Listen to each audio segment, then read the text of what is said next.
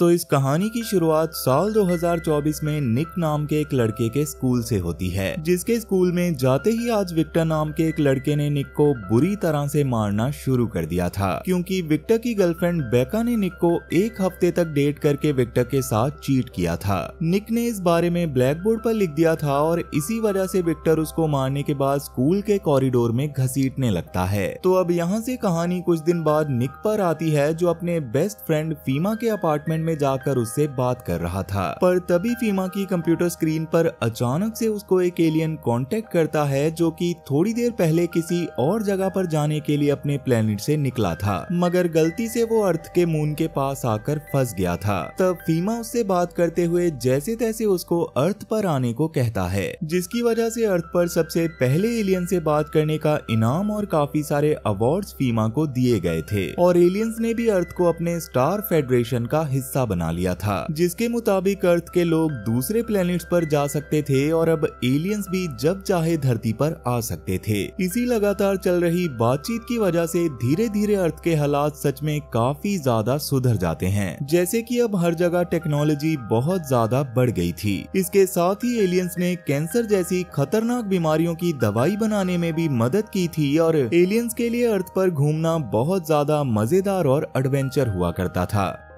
अब जैसे कि यूनिवर्स में कुछ अच्छे एलियंस थे, वैसे ही कुछ बुरे और क्रिमिनल एलियंस भी थे, जिन्हें स्पेस पायरेट्स के नाम से जाना जाता था। उनके लीडर का नाम ग्लॉट था, जो अपने साथियों के साथ अलग अलग प्लेनेट पर हमला करके वहां के सारे रिसोर्सेज को छीन लेने के लिए काफी ज्यादा फेमस था। इसके साथ ही उसके पास समय में पीछे जाने और लोगों के दिमाग को कंट्रोल करने की सुपर पावर भी थी, जिसकी वजह से कहीं पर हार जाने के बाद वो वापस से समय में पीछे चला जाता था और फिर से लड़ाई को लड़कर जीत जाता था। ऐसे ही एक दिन धरती पर हमला करके वो बार बार धरती के रिसोर्सेज को चुराने की कोशिश कर रहा था, लेकिन तब कीरा नाम की एक औरत अपनी खुद की आर्मी बनाकर जैसे तैसे ग्लॉट की पावर कंज्यूम को ही छीन लेती है। पर उसके तुरंत बाद ही वो गायब हो गई थी और उसके बाद उसको कभी किसी ने नहीं देखा। मगर जैसे कि अब ग्लॉट की पावर्स जा चुकी थी, इसलिए ग्लॉट को स्पेस अथॉरिटी पकड़कर एक जेल में डाल देती है। और वहीं कीरा के गायब हो जाने के बाद उसका पति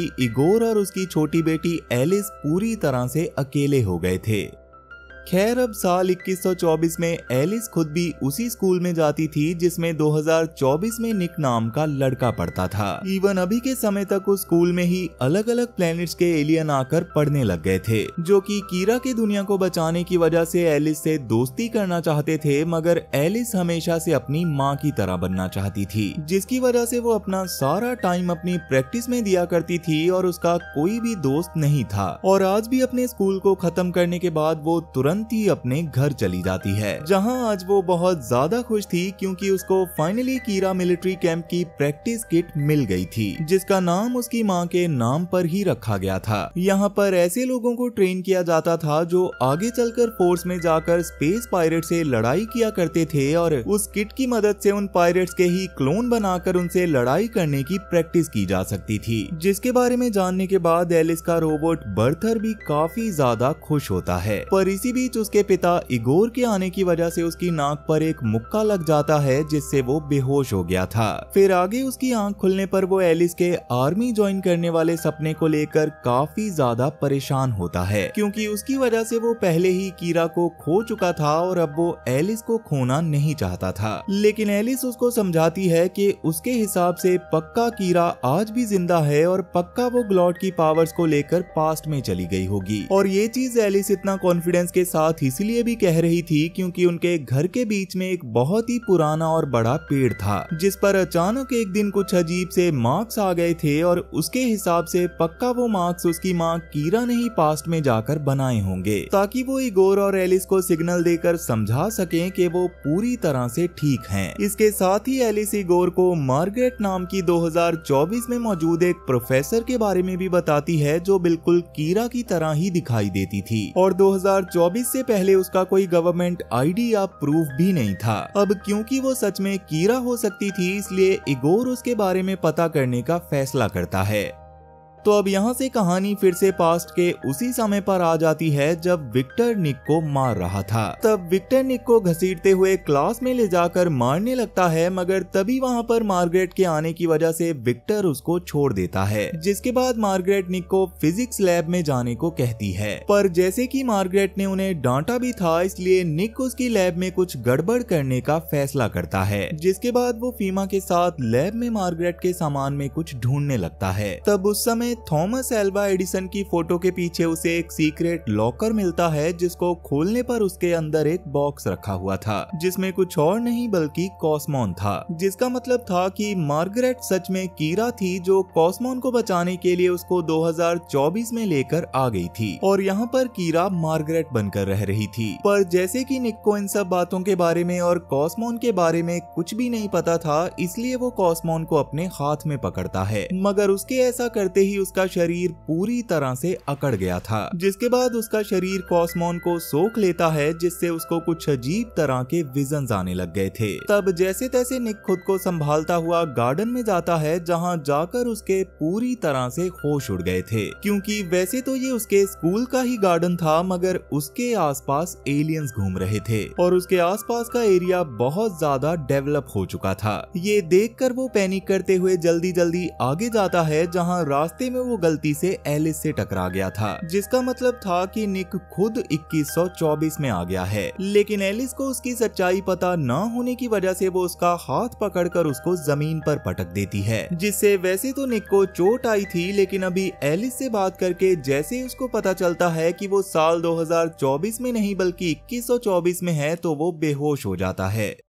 अब जैसे कि निक की वजह से कॉस्मॉन पावर वापस से 2124 में आ गई थी, इसलिए उसका एहसास स्पेस की जेल में मौजूद ग्लॉट को भी हो जाता है, और क्योंकि वो उस पावर को फिर से हासिल करके अर्थ पर कब्जा कर सकता था, इसलिए वो जेल से जॉली नाम के एक स्पेस पायरेट्स के साथ भागने का फैसला करता है। तब जॉली भी उसकी बात सुनकर तुरंत ही उसकी मदद करने के लिए मान गया था, क्योंकि शुरू में उसका भी यही सपना था कि वो ग्लॉट के साथ मिलकर पूरी दुनिया पर राज करे, और अभी के लिए वो उनके सेल के बाहर मौजूद गार्ड्स को चकमा देकर जैसे तैसे जेल से भाग जाते हैं। वहीं एलिस अभी निक को अपने साथ अपने घर में लेकर आ गई थी, जहां निक को होश में आने पर वो वर्थर को अपने सामने देखकर डर जाता है, लेकिन तब एलिस उसको जैसे तैसे संभालते हुए बाहर अपने साथ शहर घुमाने के लिए ले जाती है, जहां इंसान अब काफी ज्यादा डेवलप हो चुका था और धरती के लोग अब खुद फैसला करते थे कि उन्हें किस तरह के मौसम में रहना है, जो देखकर निक शॉक होने के साथ साथ बहुत ज्यादा खुश भी होता है। फिर थोड़ी देर शहर घूमने के बाद वो वापस से एलिस के घर आ जाते हैं, जहां पर इगोर निक के इस टाइमलाइन में आने का कारण जानने के लिए उसकी बॉडी को पूरी तरह से चेक करता है, और तब जाकर उसे पता चलता है कि कॉस्मॉन की पावर अब निक के शरीर में एब्जॉर्ब हो गई है, और उसी वजह से वो टाइम ट्रेवल करके इस समय में आ गया था। तब निक भी एलिस और इगोर से बात करके उन्हें मार्गरेट के बारे में सब बता देता है, जिसको सुनकर एलिस का शक यकीन में बदल गया था कि कीरा अभी भी जिंदा है और वो कॉस्मॉन को बचाने के लिए ही पास्ट में गई थी।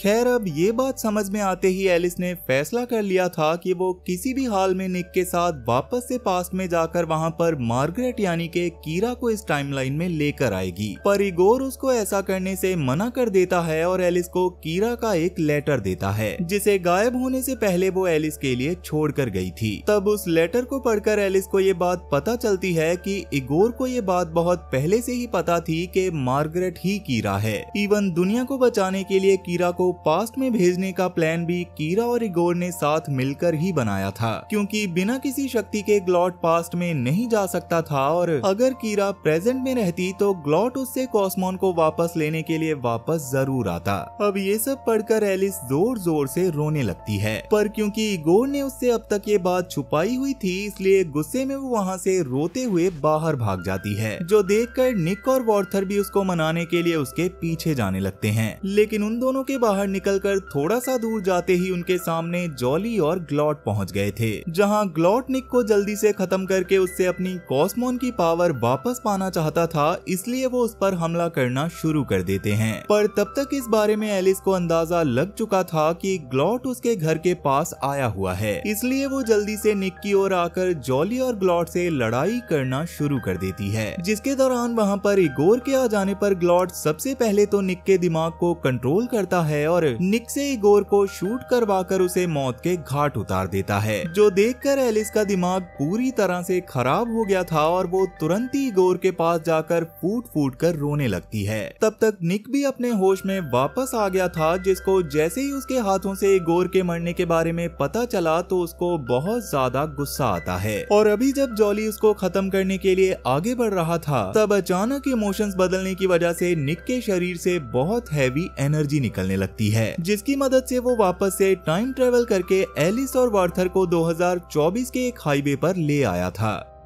लेकिन जैसे कि उसको अभी अपनी पावर्स को अच्छे से कंट्रोल करना नहीं आया था, इसलिए गलती से वो अपने साथ ग्लॉट और जॉली को भी वहां पर ले आया था। जहां आते ही जॉली ने फिर से निक और एलिस पर हमला करना शुरू कर दिया था। तब वो दोनों अपनी जान बचाने के लिए भागने की कोशिश करते हैं, लेकिन फाइनली जॉली एलिस पर हमला करते हुए उसको जान से मार देता है। पर तभी उसको रियलाइज होता है कि असल में इतनी देर से वो जिस एलिस और निक को मारने की कोशिश कर रहा था वो बस वार्थर का क्रिएट किया गया इल्यूजन था, और असली एलिस और निक तो मौका देखकर पहले से ही मेट्रो में चढ़कर वहां से भाग गए थे। तब गुस्से में आकर जॉली तुरंत ही वार्थर को डिस्ट्रॉय कर देता है। पर जैसे ही अब इस बारे में ग्लॉट को पता चलता है कि निक और एलिस ग्लॉट के हाथों से निकल चुके हैं, तो गुस्से में वो जॉली को जानबूझकर रास्ते में गिरा देता है और अकेले ही निक को ढूंढने के लिए निकल जाता है, ताकि उसको खत्म करके वो कॉस्मॉन को हासिल कर सके। मगर ग्लॉट की इस हरकत की वजह से जॉली को भी अब गुस्सा आ गया था और उसने फैसला कर लिया था कि वो ग्लॉट से इस बात का बदला जरूर लेगा। इसलिए अभी वो एक टैक्सी ड्राइवर का फोन छीनकर उसमें निक के स्कूल की लोकेशन डालता है और अगले दिन वहां जाने का फैसला करता है।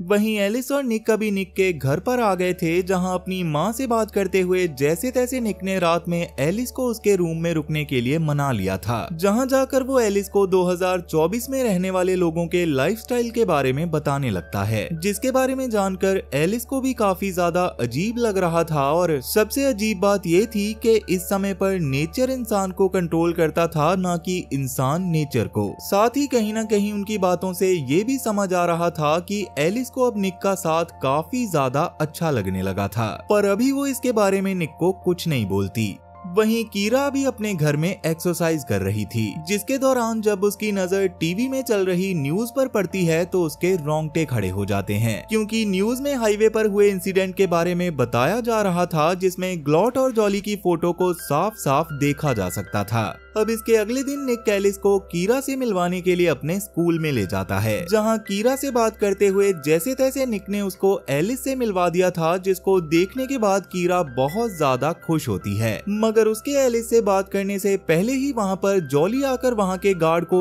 इधर उधर उठाकर फेंकने लगता है, जिसको देखकर कीरा को बहुत ज्यादा गुस्सा आ गया था और वो जॉली से जाकर लड़ाई करने लग गई थी। तब जॉली उससे लड़ते हुए एलिस पर भी हमला करता है, जिसके दौरान वो एलिस को मारने ही वाला था, पर कीरा गुस्से में पास में पड़े एक लक्कड़ को उठाकर उसको दे मारती है और वहां मौजूद बच्चों को वहां से भागने के लिए कहती है। तब एलिस, निक, विक्टर, बेका और फीमा जल्दी से भागते हुए लैब में जाने लगते हैं, जहां कीरा ने भी आकर गेट को अंदर से बंद करके उसके साथ एक टेबल लगा दिया था। पर जॉली अभी भी लगातार अंदर आने की कोशिश करता जा रहा था। तब एलिस निक से बात करते हुए उसको फिर से उसकी ताकत का इस्तेमाल करके सबको फ्यूचर में ले जाने को कहती है, क्योंकि ऐसे ही वो अपनी जान को बचा सकते थे। पर जैसे कि निक को अपनी ताकत का इस्तेमाल करना नहीं आता था, इसलिए वो ऐसा नहीं कर पा रहा था, जो देखकर उसके कंसंट्रेशन को बढ़ाने के लिए पहले कीरा उसको एक चांटा मारती है, पर उसके बाद भी जब बात नहीं बनती तो एलिस भी उसको एक चांटा मार देती है।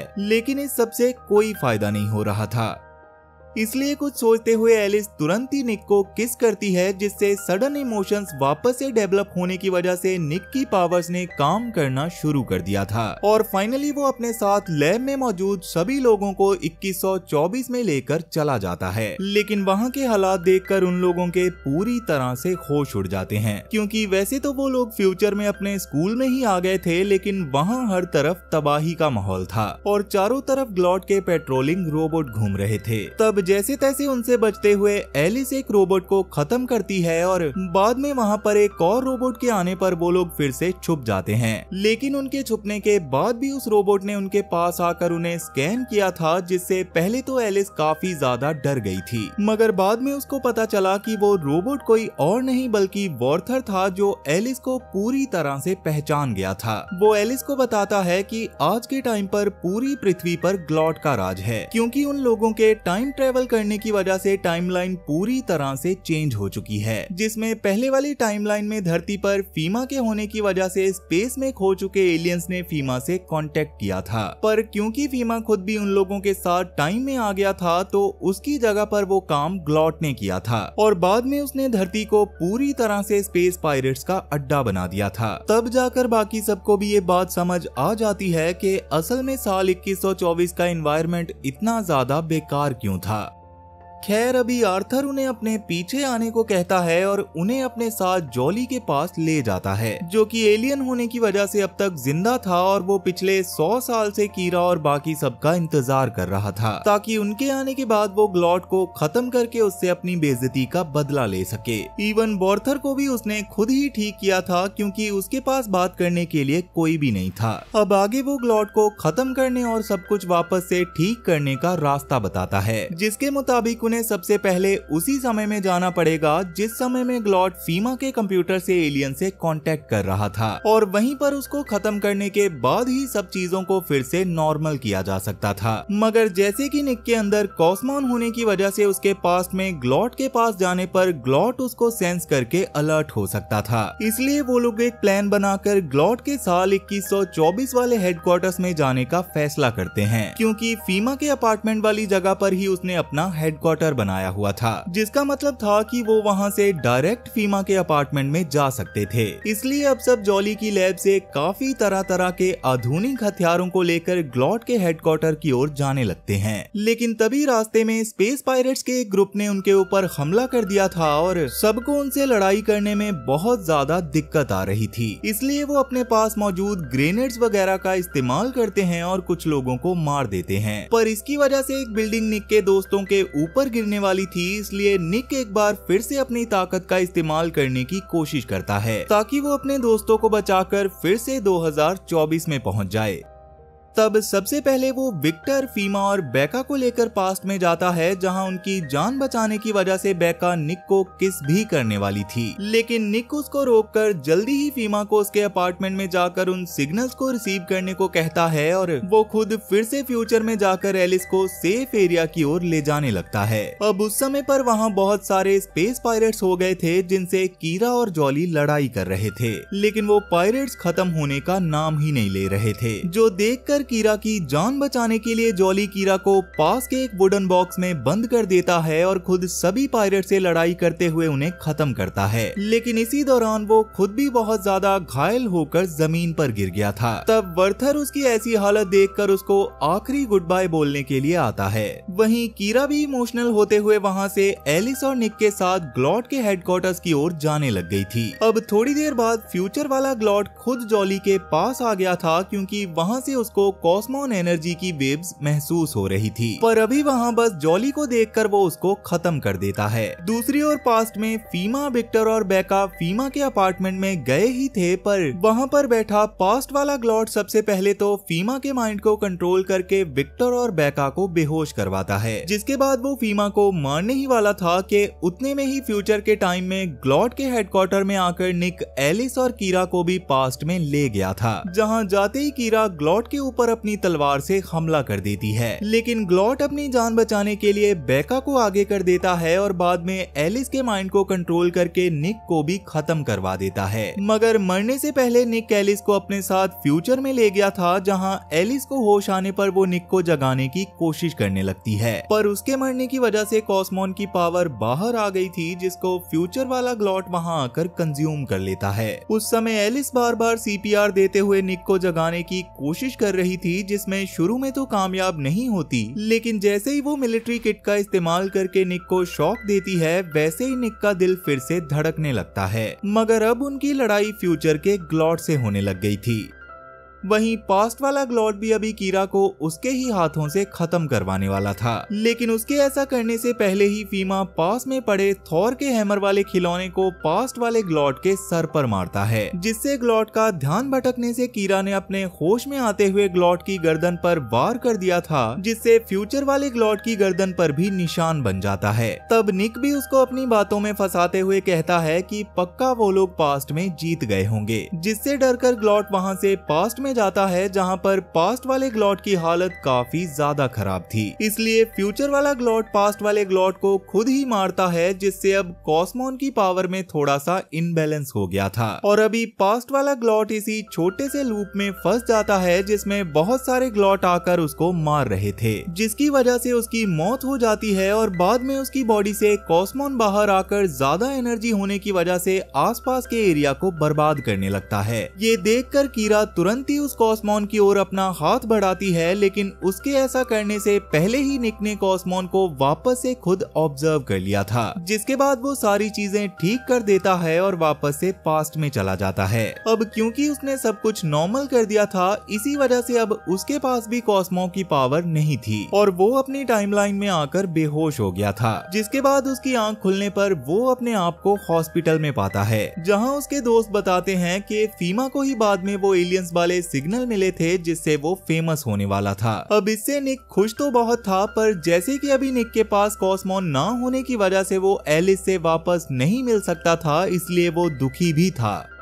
वहीं फ्यूचर की टाइमलाइन में आने के बाद कीरा और एलिस की मुलाकात इगोर से होती है, जो कि ग्लॉट के पास्ट में ही खत्म हो जाने की वजह से अब तक जिंदा था, और उसे देखकर एलिस और कीरा काफी ज्यादा खुश होते हैं। वहीं पास्ट में निक अपने दोस्तों के साथ उस जगह पर जाकर एक पेड़ लगाता है, जहां फ्यूचर में इगोर अपनी लैब बनाने वाला था। इसके साथ ही उसने उस पेड़ पर एक हार्ट बना दिया था, जिसको फ्यूचर में देखने पर एलिस भी समझ जाती कि निक उसको याद कर रहा है, और इसी के साथ ये कहानी यहीं पर खत्म हो जाती है। तो वीडियो पसंद आई हो तो वीडियो को लाइक जरूर करना, और अगर तुम इस चैनल पर पहली बार आए हो तो जल्दी से इसे सब्सक्राइब कर लो, क्योंकि इस चैनल पर ऐसी और भी बहुत सारी वीडियोस आने वाली हैं। तो चलो फिर मैं अब आपसे मिलूंगा ऐसी ही एक और इंटरेस्टिंग वीडियो के साथ, और तब तक के लिए टाटा और गुड बाय।